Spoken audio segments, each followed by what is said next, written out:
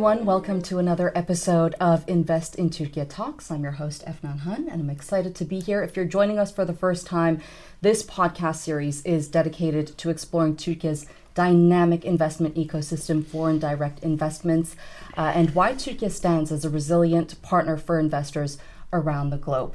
Each episode will feature distinguished guests who bring a wealth of knowledge to the table, including government officials, industry professionals, academics, seasoned investors, and entrepreneurs. Who better to speak with today? We are honored to host the executive chairman of Volex, Nathaniel Rothschild. Thank you so much for being with us today on this podcast series. I know you have been to Istanbul before, but it is a city that takes your breath away every single time you come. How are you feeling being here again? It's one of my favorite cities in the world. I've been coming here for almost 30 years on a regular basis, and you're right, it does take my breath away every time I arrive in this wonderful city. I want to start a bit on a personal note when talking about your business ventures. How would you describe your personal journey in the business world and reflecting on where you've come today? So my story is unique like everyone else's. So I started out as a historian. I read history at Oxford University. I went up to Oxford in 1990, so many years ago now. I then graduated, and in England you have a concept of a liberal education where you don't study business, you study something that you're interested in, and then you move on to business if that's the course that you decide to pursue. So then I went to New York. In 1994, I got a job as an investment banker, and then I was an early entrant into the alternative asset management or hedge fund business in 1995, and I pursued that career until 2009, and then I took actually a different course, and I had a number of ventures, also with another Turkish company called Genel Energy, which was an oil business where I'm still a shareholder. And then in 2014, I had owned a dominant stake in Volex. The business got into financial difficulties. I wanted a new project, and despite having little or no experience in manufacturing, I became the senior executive of Volex in 2015, and I've been on this particular journey since then. So almost a decade, will be a decade next year, that I've been managing the Volex business. Right, let's talk about that a bit. So it's going to be almost a decade, a very big milestone for you and for Volex as well. What motivated you to get into that venture and to take on that role in manufacturing, having little to no experience, as you just mentioned? To be honest, because it was a mismanaged business. It was rudderless. I had for me, a significant investment in it. I didn't want to lose my money, and I thought this is a challenge. It will be a new experience, something I can learn from, and it's exceeded all of my expectations. It's as I like to say, I'm not a kind of huge businessman. I'm a small to medium-sized enterprise, a practitioner of small to medium-sized enterprises. But for me, this is an important thing to do. I felt I had a sort of debt of responsibility to the employees of the business. I think when I took over, we had about 7,000 employees. The business made no money, had no strategy. So it's been a terrific experience.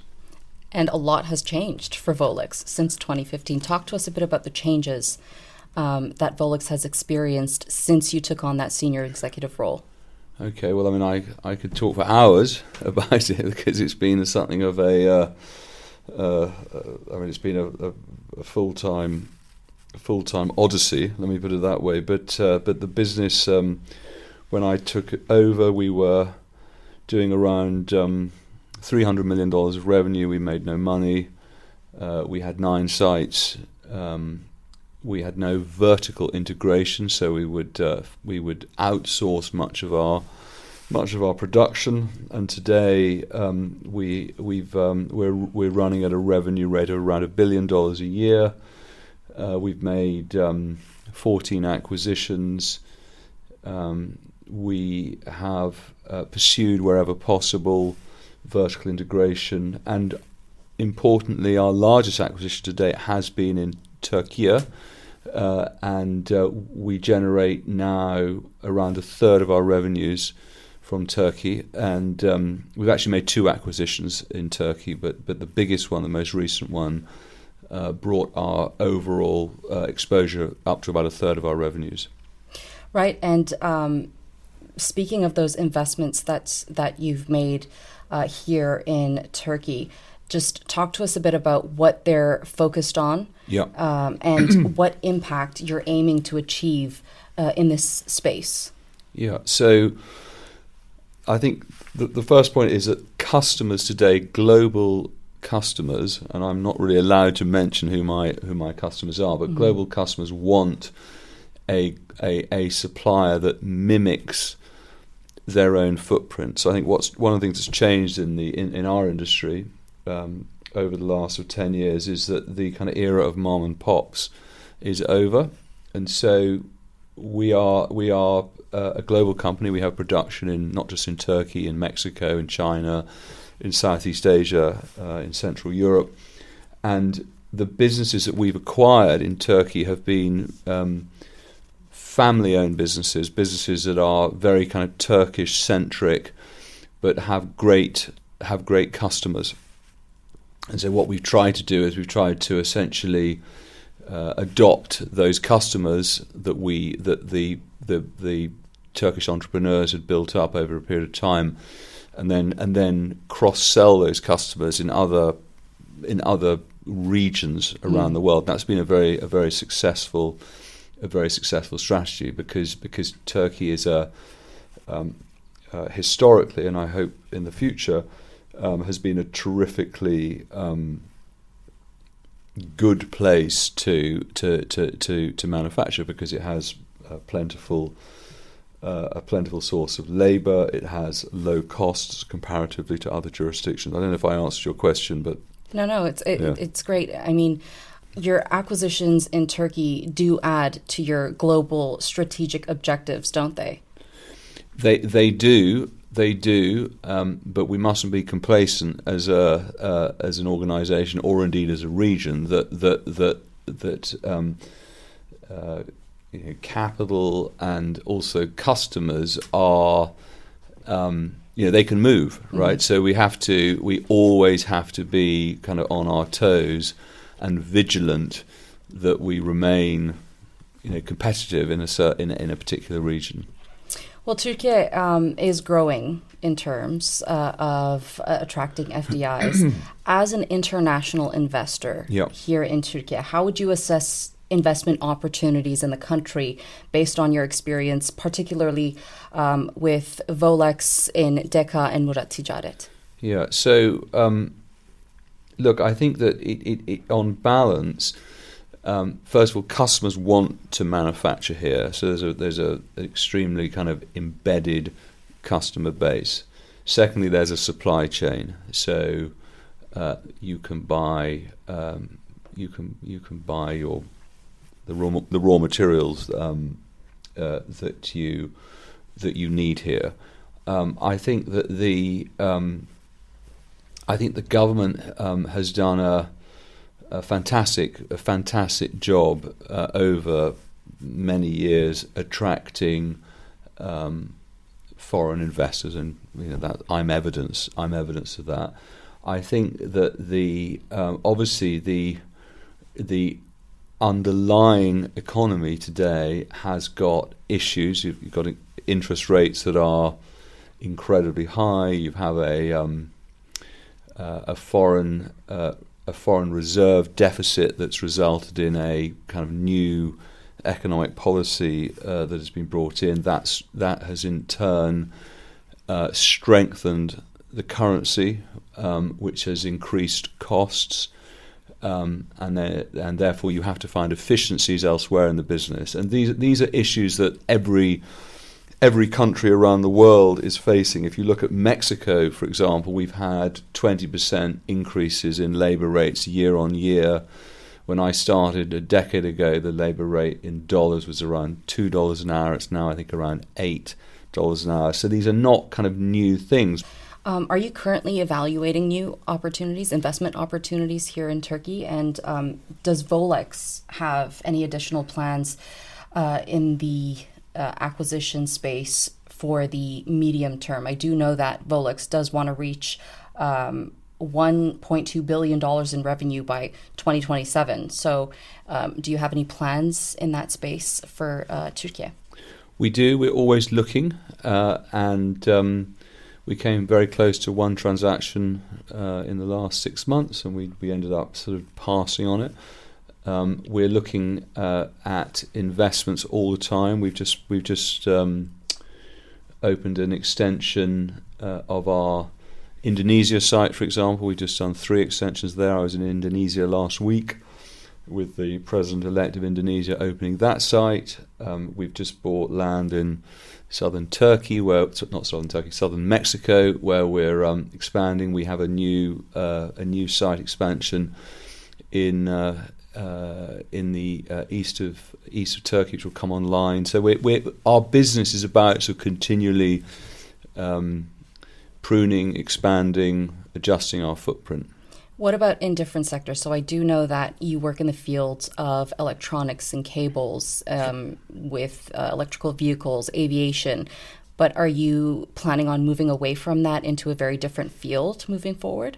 So we have 5 verticals, what we call. So we have consumer electronics, or consumer electricals, I should say. We have electric vehicles. We have complex industrial technology. We have off-highway, and of course I can't remember the last one. It'll come to me in a second. And the honest answer is that's enough for us. I want to try and keep this as a very kind of specialised. It's a very specialised business. Medical is the last one, right, where we're leaders in interconnect solutions for medical companies. So we make cable assemblies, we electromechanical sub-assemblies, box builds. We assemble some printed circuit boards. So it's a very specialised business, because once you start sort of creeping away from your core strategy, you become less competitive, and the business becomes harder to manage. Of course. Invest in Türkiye does have an initiative called Twin Transformation, where it focuses on digitalization and sustainability in the business world. Talk to us a bit about how Volex has an approach to not just digitalization, but more promptly on sustainability, and how they're working towards creating a more sustainable environment. So there's too much to talk about on sustainability, because sustainability has gone from nothing to being an absolutely kind of key part of our business. So I've written a few notes, because I think it's interesting for you and your viewers to hear this. So first of all, the first point I wanted to make is that we have decreased our carbon intensity, defined as tons of carbon per $1 million of revenue, by 28% across our business since 2019, and we have over 80% LED, that's lighting, adoption across all of our sites worldwide, and we'll be increasing this further. So that's, I think, point number one. The second point is that as it relates to use of renewables, 75% of our operational emissions come from our use of electricity, and our main goal is either to generate on-site solar energy, where it is viable, or by green energy, where it's available in the market. So we've increased our use of renewables by 172% in our last financial year, and these efforts are part of our broader strategy to optimize the use of renewable energy and reduce our reliance on fossil fuels and reduce our operational carbon emissions to zero by 2035. So, can I carry on? Because I think it's quite interesting, some of this stuff. I mean, we are in terms of our factories, we encourage them to be safe, sustainable, and operationally excellent manufacturing sites. And 60% of our sites are already zero waste to landfill, and we've achieved a global recycling rate of 82%, with much, much more work to do. We've improved our water use intensity by 35% since 2022, and 83% of our workforce are in sites with a certified environmental management system. Safety is our number one priority, and our challenge is to achieve zero injuries. 40% of our sites had zero lost time accidents in our last financial year. And then I think I also just mentioned that we were recognised by the FT 2024 as one of the sort of climate leaders in the world. And look, I mean, I believe in sustainability. I believe in all of these things.